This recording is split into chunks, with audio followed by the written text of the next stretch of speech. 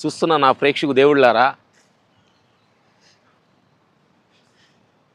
ఈ క్షణం ఆనందం ఆనందం అనేది ఈ చెట్టులను చూడు, ఈ పక్షులను చూడు. ఈరోజు మేము ఈ హోటల్లో ఉన్నాం చూడండి, ఇది ఆనందం అనేది. రేపు నేను ఆనందం ఉంటా, రేపెప్పుడో నాకు అది ఇస్తే ఆనందంగా ఉంటా, రేపెప్పుడో నాకు కారు ఉంటే ఆనందంగా ఉంటా, రేపెప్పుడో నాకు ఉద్యోగం వస్తే ఆనందంగా ఉంటా, రేపెప్పుడో నాకు మంచి అనుకున్నా జరిగితే ఆనందంగా ఉంటాం అనుకునేది. ఆనందాన్ని రేపు అనేది ఇవ్వాల్సిన అవసరం లేదు. ఇప్పుడు చూస్తుంటే ఈ పక్షులు ఈ ఆనందాన్ని చూడు, చిలక అరుస్తుంది, రామచిలక కేక్ కేక్ అంటుంది రామచిలక.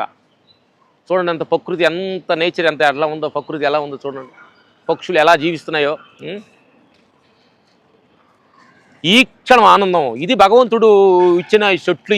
నువ్వు ఇలాంటి క్రియేట్ చేసి ఒక చిన్న ఇత్తనంలో ఇలాంటి అట్లా వెదిగింది ఇలా వెదిగింది అనేది భగవంతుడు ఎన్ని రూపాలుగా నీ ఆనందాన్ని తీస్తున్నాడు. కాబట్టి ప్రతి క్షణం ఆనందం, ప్రతి మాటల ఆనందం, ప్రతి చూసేదానిలో ఆనందం. చెట్టు చూడు ఎంత వెళ్ళిందో, ఎంత అద్భుతంగా అనిపిస్తుందో చెట్టు చూడండి. మిత్రులారా, ప్రకృతిలో ప్రతి క్షణం ప్రకృతి అమ్మ ఒడిలో మనం జీవిస్తూ మన ఆనందంగా కానీ మనం ఉంటే అదే నిజమైన అందుకని చిన్న చిన్న చిన్న చిన్న విషయాలకి చిన్న చిన్న ఆటికి నువ్వు కుంగిపోవాల్సిన అవసరం లేదు నా మిత్రులారా. ప్రపంచం చాలా పెద్దదే. నువ్వు గిరి తీసుకొని ఆ గిరి లోపలికే నష్టం వచ్చింది, నాకు లాభం వచ్చింది, నాకు బాధ వచ్చింది, మా ఫ్యామిలీలో ఇబ్బంది వచ్చినాయి, నాకు అలా జరుగుతుంది ఇలా జరుగుతుంది అనుకొని ఆ గిరిలో గీసుకొని అనుకోవద్దు. వాటిని తెంచుకొని బయటికి రా. ప్రపంచంలో నీలాంటి కష్టపడే వాళ్ళు ఉన్నారు, నీకంటే ఆర్థికమైన వాళ్ళు ఉన్నారు, నీకంటే ఉన్నారనమాట. అందుకని నా మిత్రులారా, మనకంటే ఎలాంటి కష్టం మనకంటే ఇంకోటి పోల్చి చూసుకోండి. నాకే ఎలా వచ్చిందని ఎప్పుడు మీరు అనుకోవద్దు. మనకంటే చాలామంది కష్టపడుతున్నారు, మనకంటే చాలామంది ఆర్థికంగా ఉన్నారు.